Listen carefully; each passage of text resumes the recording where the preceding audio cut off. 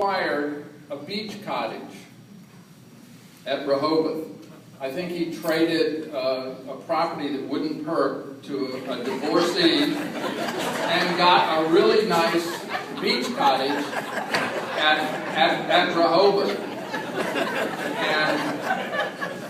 And most of the time, Pete, during the high season, Pete wasn't allowed at the cottage. Liz and the girls and polite company were there, but during the off season, particularly if work needed to be done, Pete was allowed to bring some of his chums there.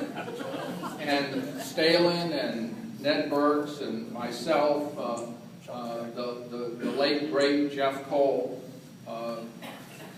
we were there. And I remember one fall, Pete called up and said, "Let's go down to the beach." So this story is a day at the beach with Pete, or who is that nude man in my front yard? Jeff Cole and I went over, and I think Charlie Cackley was with us, and we went to Pete's house, and he had one of those large gas guzzling vehicles, and he insisted that he drive. And I can't remember who was in the front seat. I remember painfully that I was in the back seat, and behind me were the two Rhodesian Ridgebacks. And they're the only entities that I know that have worse personal hygiene than people. They had rolled in some sort of dead animal and were replete with that smell. And they'd eaten some of the dead animal, and so they had some gastrointestinal problems. And Cole and I were in the back seat, and we got in. He said, "Get in quick, we got to go." And so we got going, and the odor was overwhelming. And Pete, as a courtesy to us, this is the summer, had put on the child lock so that we couldn't put them back in. And he turned on the heat.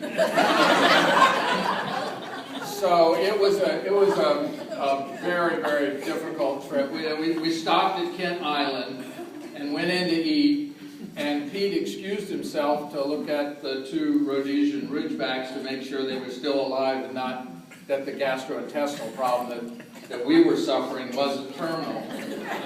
And he left just as the bill came, and so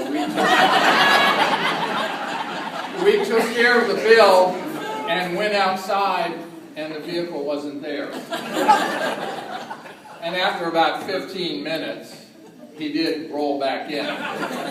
And we got back in on the condition that we could put the windows down.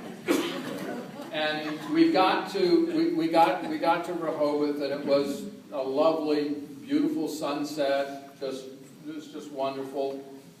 And I felt that I was going to smell like a Rhodesian Ridgeback that had rolled in a dead animal for weeks.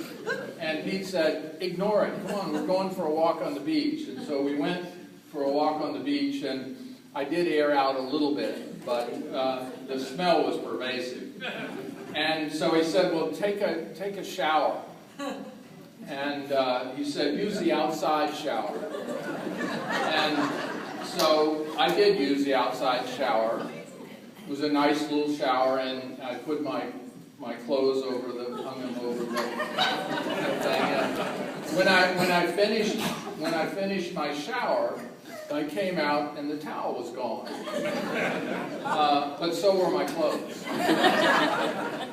And I thought, well, this is one of Pete's stupid jokes, and so it's over and I'll just go in. And so I went, and the back door was locked. And the front door was locked. And all the window shades were down. But I could see Charlie's beady little eyes looking out of a slit. And